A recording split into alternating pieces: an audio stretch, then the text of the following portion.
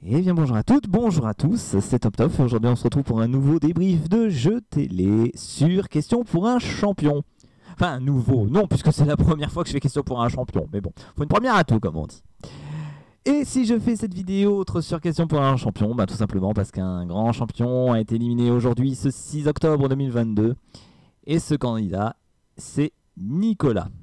Alors Nicolas que voici, qui est arrivé dans le jeu le 9 septembre 2022, qui a été éliminé aujourd'hui ce 6 octobre 2022 après 19 participations. Et il est reparti avec une belle cagnotte, puisqu'il est reparti avec une cagnotte, je crois, de 27 300 euros. Et Nicolas donc, est devenu aujourd'hui un des plus grands champions du jeu, puisque personne avant lui n'avait fait 18 victoires et donc 19 participations. C'est une première, puisque le record précédent était détenu par Aude, qui avait fait 14 victoires, je crois. Donc voilà, il détient donc le record du plus grand nombre de victoires dans ce jeu, qui est Question pour un champion.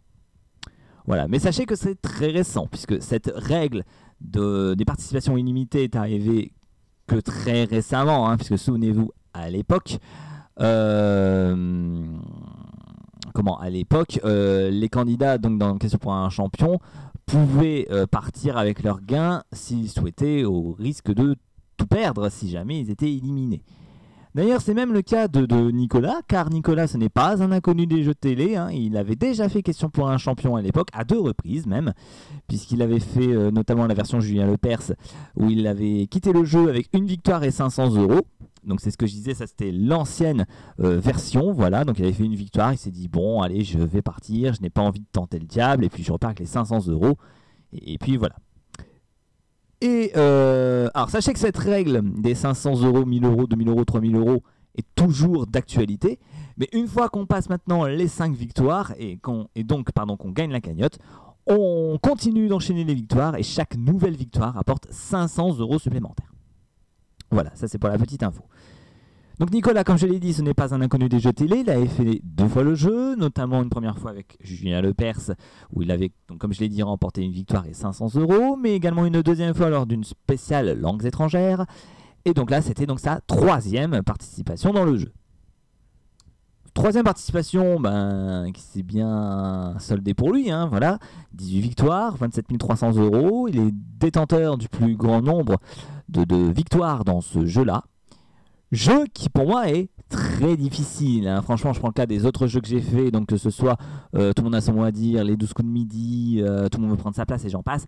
Pour moi, ce jeu-là qui est Question pour un champion, c'est vraiment l'un des plus durs. Et j'ai du mal même à comprendre comment ça se fait que ce jeu-là n'est... Bon, après c'est un jeu de France 3, ça peut se comprendre aussi. Mais que ce jeu-là n'a pas des gains plus importants. Ça, c'est un peu dommage, parce que franchement, pour un jeu qui est extrêmement dur, faire déjà près de 20 victoires, c'est énorme, et ne gagner qu'au final que 30 000 euros, c'est pas énorme pour que... Enfin, je trouve que niveau entre la difficulté et le nombre de gains qu'on gagne, je trouve que c'est pas très équilibré. Comparé encore une fois aux jeux que je fais souvent, les 12 coups de midi, qui pour moi, on a des questions pour moi qui sont beaucoup plus simples, mais on gagne pour moi une plus grosse fortune, puisque avec des questions assez faciles, on peut gagner 100 000, 200 000, 500 000 euros, ce qui pour moi n'est pas équilibré. Justement, ça devrait être plutôt l'inverse. Vous voyez, ça devrait être plutôt Question pour un champion qui devrait donner des sommes faramineuses, et 12 coups de midi qui devrait donner des sommes telles que 30, 40, 50 000 euros. Surtout pour les questions qu'il pose. Mais je m'égare. Donc, Nicolas, très bon candidat, hein. Franchement, il répond à énormément de questions. Alors, sachez qu'aujourd'hui, il a été éliminé donc, ce 6 octobre sur la manche du 4 à la suite. Voilà, où il n'a fait que 2 points, alors que ses adversaires en ont fait 3 points. Donc du coup, il a été éliminé sur cette 2e manche. Sachez que Nicolas, c'est un excellent candidat, hein. Il a répondu à énormément de questions. Et j'ai même envie de dire que dans Question pour un champion, il y a une règle en fait que je qualifie, enfin une règle, une phrase que je dis et que je dis pas souvent dans ce jeu-là. C'est que pour moi, Nicolas, il a réussi pour moi. Alors pas l'impossible, et d'ailleurs je ne sais même pas si ça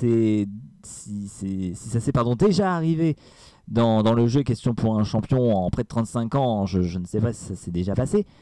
Mais Nicolas a déjà réussi ce que moi j'appelle en tout cas une partie parfaite. Alors qu'est-ce que j'appelle une partie parfaite? Sachez que dans le jeu, il y a 3 manches. Pour ceux qui ne connaissent pas Question pour un champion, il y a 3 manches. Il y a tout d'abord la première manche des 9 points gagnants, où ils sont 4, où les 4 candidats doivent répondre à des questions type culture générale, à 1, 2 et 3 points. Et les 3 premiers qui arrivent à 9 points sont qualifiés pour la manche 2. Et bien Nicolas a réussi donc la manche parfaite, puisqu'il a réussi à faire 9 points et laisser ses 3 adversaires à 0. Ce qui est pour moi une manche parfaite. Ensuite, dans le niveau du 4 à la suite, donc le premier qui a fait 9 points aux 9 points gagnants a le choix entre 4 thèmes. Il choisit le thème de son choix. Puis ensuite, il passe devant Samuel Etienne pour répondre à une rafale de questions pendant 40 secondes sur le thème, évidemment, qu'il a choisi.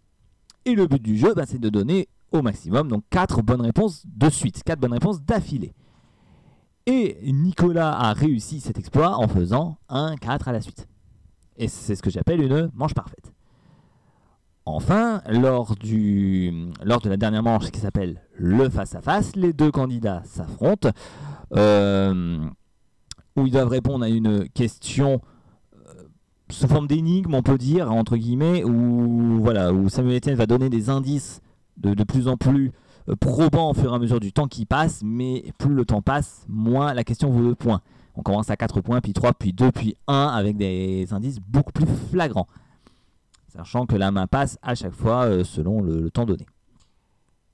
Et Nicolas a réussi aussi la manche parfaite, puisque pour battre son adversaire, il faut réussir à avoir 12 points. Le premier à avoir 12 points gagne.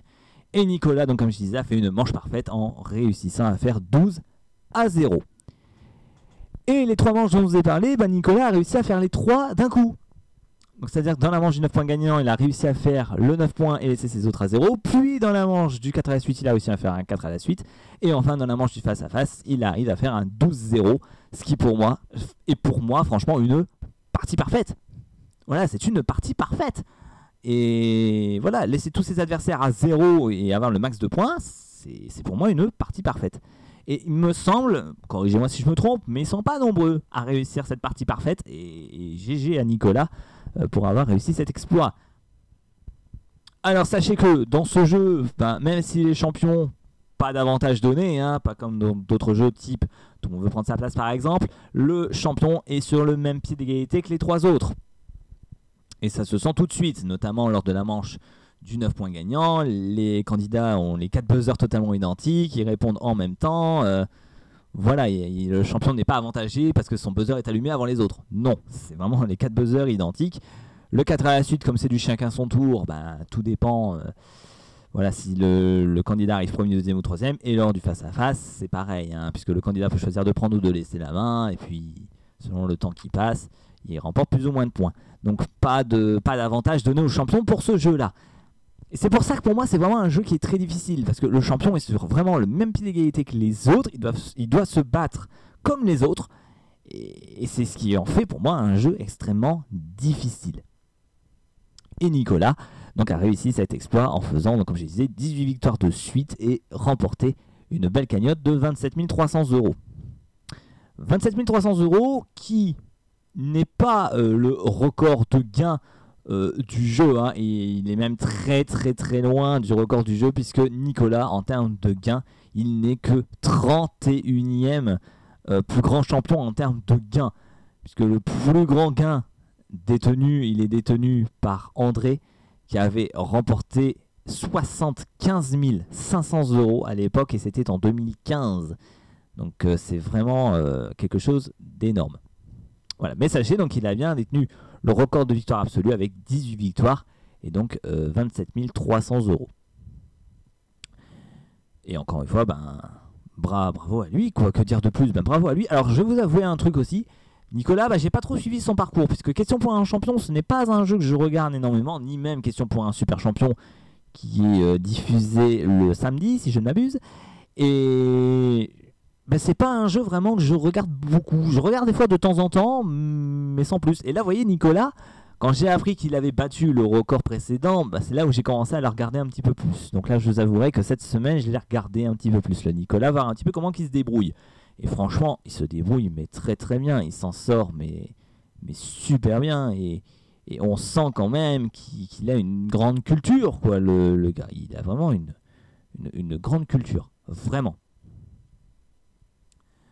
Que dire de plus? Ben, pas grand chose, si ce n'est que Nicolas a dit aussi quelque chose dans les interviews. Voilà, il faisait 6 enregistrements par jour, 3 matins, 3 l'après-midi.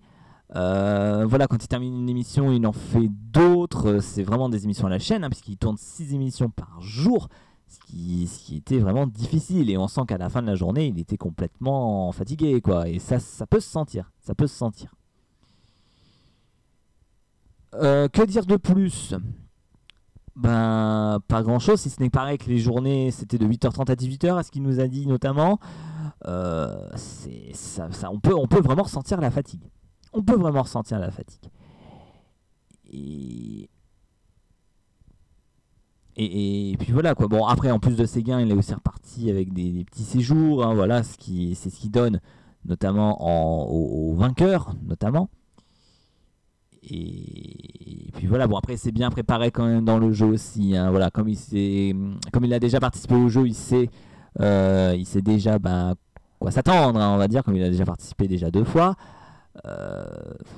Voilà, après il s'est fait des listes, voilà, il a lu quand même beaucoup de livres, enfin voilà, en même temps il est prof de français aussi, hein, Nicolas, donc ça peut se comprendre aussi qu'il lit beaucoup.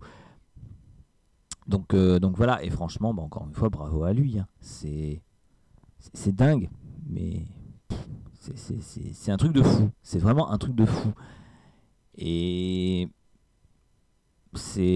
voilà, c'est dingue, c'est dingue. Alors Nicolas, bon, sachez évidemment qu'on va le retrouver. On va s'arrêter là pour cette vidéo, hein. De toute façon, je vais pas en dire plus parce que j'ai pas trop suivi son parcours malheureusement. N'hésitez pas à me dire en commentaire d'ailleurs si vous voulez ajouter des précisions. En tout cas, je serais ravi en tout cas de les entendre. Et voilà, vous êtes encore une fois les bienvenus, hein. Vous pouvez mettre tous les commentaires que vous voulez, il n'y a pas de problème là-dessus. Tant qu'elle reste bien sûr à la limite du raisonnable. Et puis voilà quoi. Alors Nicolas, oui, on va le retrouver bien sûr dans les émissions spéciales. Notamment, je crois qu'il y a une émission spéciale Noël qui arrive bientôt, je crois, avec les plus grands champions de l'année. Donc je pense que Nicolas en fera partie. Et je pense également aussi qu'il fera bien sûr le jeu question pour un super champion, hein, bien sûr. Et il a vraiment sa place pour question pour un super champion où il peut tenter la cagnotte à 50 000 €. Hein. Ça, il n'y a pas de problème là-dessus. Et franchement, il peut très facilement l'emporter sur ce point de vue-là. Voilà. Et bah écoutez, on va s'arrêter de là pour cette vidéo. Allez, donc c'était top donc pour cette vidéo, autre débrief sur question pour un champion sur l'élimination de Nicolas. J'espère que cette vidéo autre vous aura plu. Et quant à nous, eh bien, on se retrouve très prochainement pour une toute nouvelle vidéo.